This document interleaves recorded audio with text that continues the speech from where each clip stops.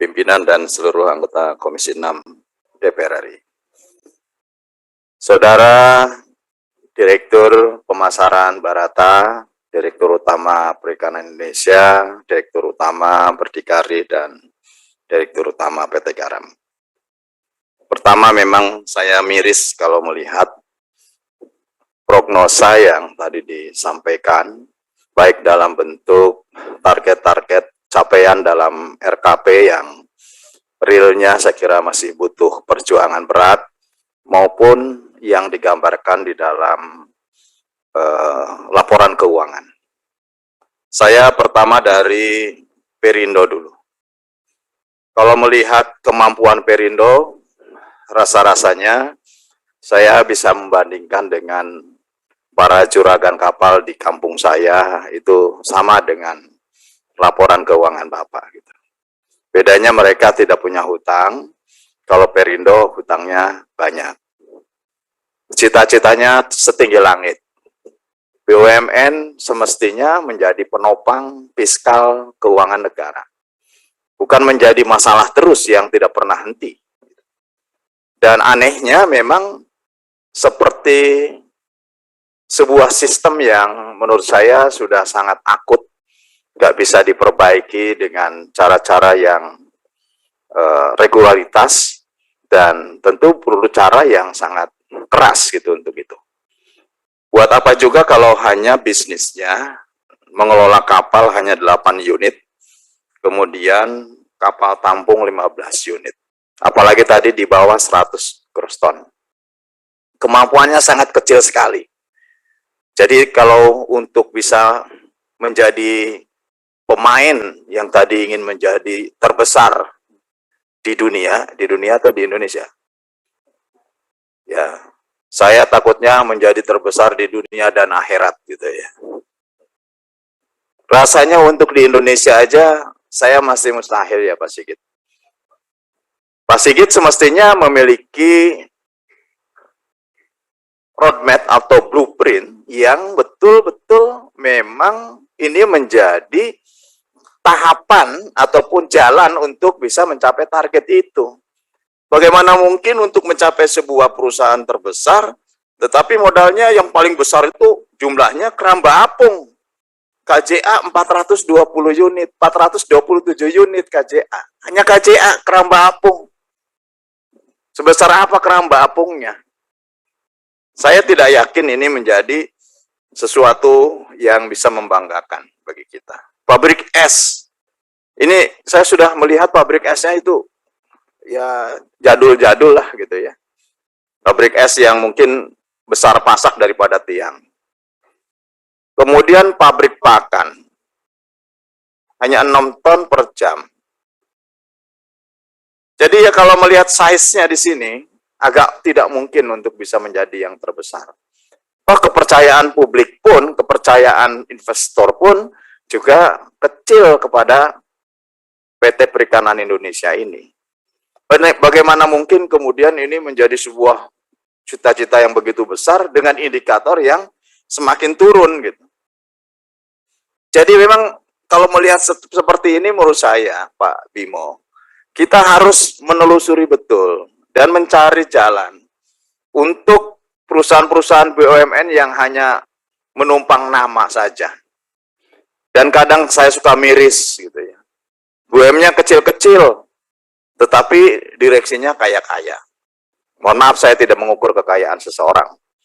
Tetapi kan kewajibannya kalau menjadi direktur utama atau direksi di BUMN kan nggak boleh merangkap jabat di tempat lain. Tapi kalau melihat ukuran korporasinya ya selalu bermasalah. Dan kalah lah bagaimanapun dengan kemampuan-kemampuan yang lain. Padahal 2/3 negara ini adalah laut. Kita sama sekali tidak memiliki kemampuan armada yang bisa mengeksploitasi sumber daya laut dengan baik. Ini harus direvitalisasi betul. Revitalisasi bukan hanya omong kosong. Beberapa hari yang lalu saya WA-an dengan Menteri BUMN, rasa-rasanya saya sebutkan satu-satu ini. Perindo, salah satu PT Garam. Ini harus betul-betul direformasi. Direformasi tentu dengan tahapan-tahapan yang memungkinkan bahwa perusahaan ini bisa membaik ke depan. Jangan kemudian laporan hanya keuntungan seperti PT Garam hanya 7 miliar apa. Sebentar lagi juga akan jatuh lagi. Mereka kan hanya menarik ulur liability saja gitu. Pencadangan jangan dinaikkan, nanti kewajibannya diundur ke tahun depan. Ini dikurangi, laporan ini menjadi baik. Sudah tahu saya kelakuan saudara-saudara sekalian ini. Gitu. Di Komisi 6 ini saya coba telaah satu-satu. Oh, begini cara mereka. Yang penting mereka selamat dulu. Kadang-kadang hanya menjadi batu loncatan. Jabatan di salah satu direksi meskipun rugi nggak apa-apa. Ini sebagai batu loncatan nanti masuk kepada direksi lain. Jadi saran saya, menurut saya Pak Sigit, jangan lagi jika, kalau, nanti.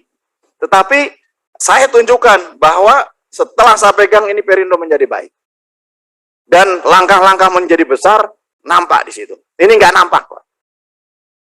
Kalau nanti ke depan bisa meyakinkan itu, datang lagi ke sini. Kalau tidak, menurut saya, rapat dengan Menteri BUMN harus ada jalan keluar yang lebih baik.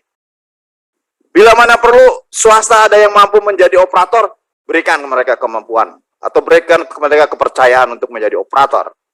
Supaya bisa membaik. Jadi, tidak mencerminkan negara yang memiliki sumber daya yang besar. Lautan kita besar, sumber daya ikan kita besar. Tempatnya Pak Hendrik itu ikannya luar biasa. Laut dalam di sana. Kalau dengan kapal di bawah 100 gross ton itu ikan-ikannya ikan-ikan pelagis saja yang di atas-atas. Nggak bisa dia untuk mengambil ikan-ikan di Mersal, Pak. Cold storage berapa sih kapasitasnya? Terus kemudian apa nih tadi saya sedikit ya. SPDN. SPDN Pak, berapa kapasitas? Cuma 950 kiloliter. Kok mainannya yang kecil-kecil kayak begini nih? Gitu. Coba yang besar-besar gitu loh main tuh. Karena apa? Ini menjadi potret. Menjadi cermin bahwa ini adalah negara besar Indonesia di bidang kelautan dan perikanannya. Nggak cukup nanti waktu kalau saya harus mencermati terus persoalan perikanan Indonesia. Kemudian kepada Berdikari, Pak Hari, saya tahu perjalanan Berdikari ini. Maka itu kenapa kemudian ada perusahaan mebel? Kenapa ada perusahaan asuransi? Kenapa kemudian masuk kepada perusahaan pertanian pada waktu itu mendapatkan penugasan di sektor pertanian? Karena perusahaan-perusahaan ini hanya berharap dari penugasan. Saya berani bertaruh ini dengan Pak Hari. Kalau bermain komersial, bermain pasar bebas, Berdikari nggak ada apa-apanya. Ini bisa besar, bisa untung itu kan karena ada penugasan. Ada kuota yang diberikan. Kuota daging kerbau, kuota sapi hidup, kuota impor daging dari Brazil.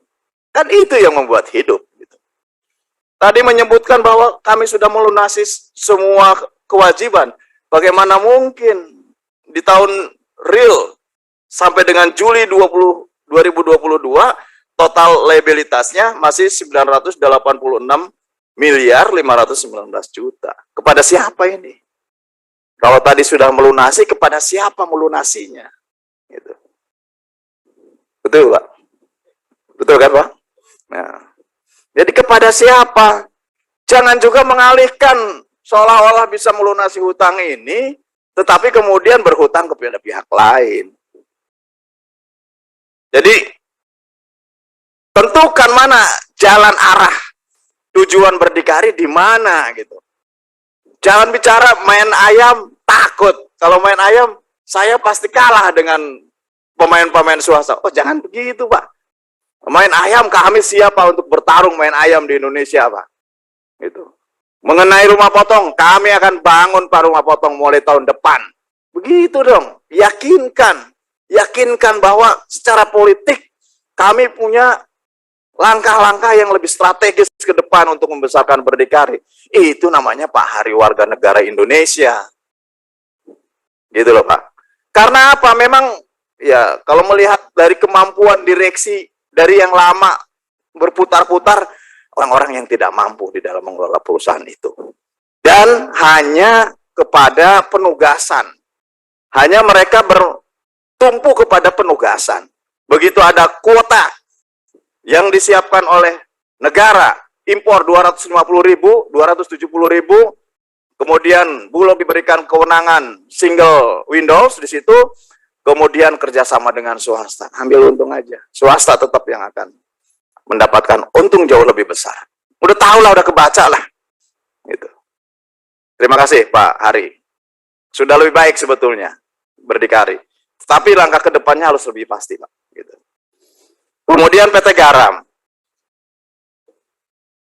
Saya kira ini halusinasi gitu ya. PT Garam ini. Kalau berbicara persoalan bertumpu kepada produksi dalam negeri, ya dengan cara apa kalian itu? Anda dengan cara apa untuk bertumpu ke dalam negeri ini? Gitu. Dalam negeri dicari, diburu. Dengan cara apa saudara bisa meyakinkan bahwa PT Garam bisa menguasai produksi garam dalam negeri? Sekarang para petani garam di daerah pemilihan saya mau berproduksi di Indramayu, di Cirebon, nggak ada yang bisa membantu mereka, nggak ada. Mereka harus mencari modal sendiri, mereka harus mencari alat sendiri. Ya kalau kalian memang ingin mendapatkan di dalam negeri, ya dibantu mereka. Kalau merasa bahwa produk dalam negeri ini juga sekarang lebih baik dan bisa bersaing secara keekonomisan, ya ayo dibantu dari sekarang. Saya mau ajak aja ke sentra-sentra garam Anda kabur. Bagaimana mungkin saudara bisa mengembangkan perusahaan ini lebih mengakar di wilayah-wilayah sentra garam? Kalau untuk bertemu, langsung datang, kemudian kita tunjukkan. Menteri Koperasi sudah bicara dengan saya. Ini ingin saya padukan. Pak Teten sudah akan berkonsentrasi wilayah Pantura, garam, akan mendapatkan perhatian khusus dari Kementerian Koperasi. Ya coba ditangkap yang begini-begini. Jangan kemudian, oh kami akan berfokus kepada komersial. Berfokus kepada komersial dengan cara apa? Kalau kemudian juga harus kemudian mendapatkan penugasan impor, ya sama dengan membunuh terhadap industri garam dalam negeri. Caranya begitu, gitu loh. Jangan kemudian komersial tetapi melupakan terhadap masa depan garam Indonesia, melupakan terhadap kemampuan produksi garam dalam negeri. Hanya satu-satunya, dan ingat, PT Garam ini lahir dari Perum, lahir dari jawatan, lahir dari apa? Dari afirmatif negara kepada rakyat, kepada petani garam. Bukan lahir dari komersialisasi, bukan. Jadi Anda harus down to earth, kembali kepada hitoh, bahwa PT Garam ini betul-betul harus menjadi bapak asuh terhadap para petani garam. Itu yang harus dilakukan. Mana saudara mengembangkan di NTT? NTT katanya dulu sudah dipersiapkan, tanah di mana? Kalau kembalinya kepada impor, sekali lagi ini pasti akan membunuh industri garam dalam negeri. Padahal pertumbuhannya sudah mulai bagus, dan mereka hanya butuh ada gudang, ada modal. Kan tinggal disentuh saja. Kalau seluruh garam dalam negeri ini bisa dikuasai oleh PT Garam, PT Garam enak bicaranya. Butuh berapa industri?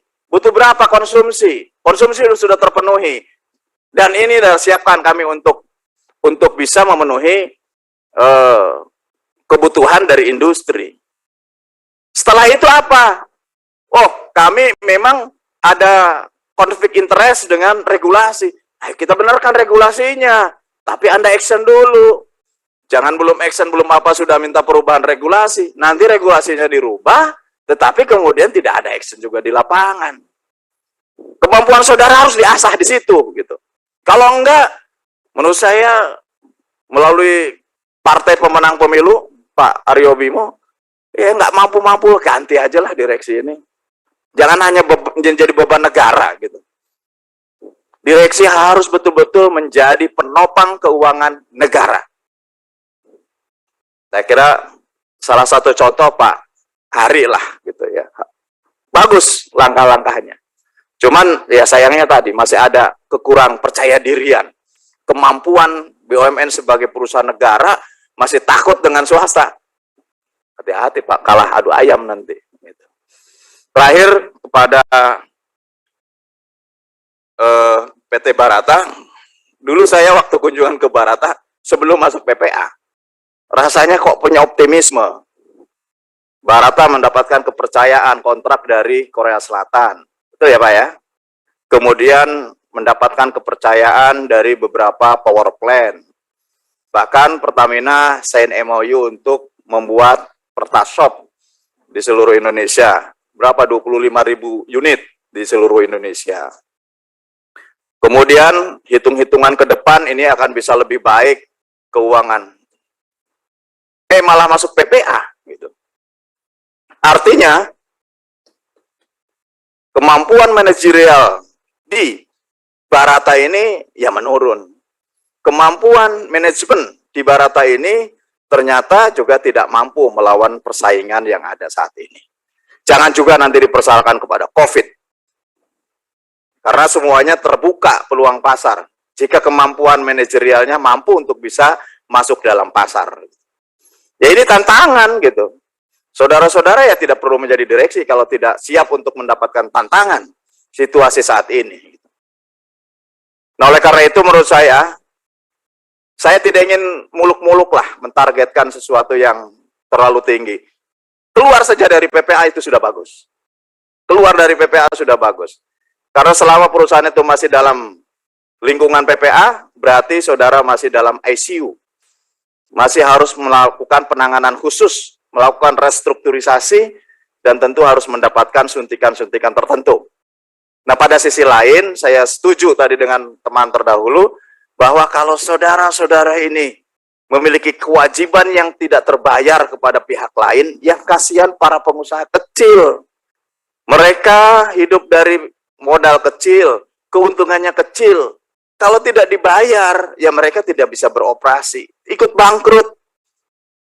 Bagaimana mungkin mereka hanya berharap terus, yang pada akhirnya juga tidak terbayar. Jadi ingat itu menurut saya, yang harus dilakukan ke depan, ada kepastian ini dari perusahaan. Kalau tidak ada kepastian, ya dari sekarang aja kita bubarkan. Bentuk aja perusahaan baru yang lebih mampu, lebih siap menghadapi situasi saat ini maupun situasi pasar ke depan. Terima kasih Pak Bimo atas waktunya. Assalamualaikum warahmatullahi wabarakatuh.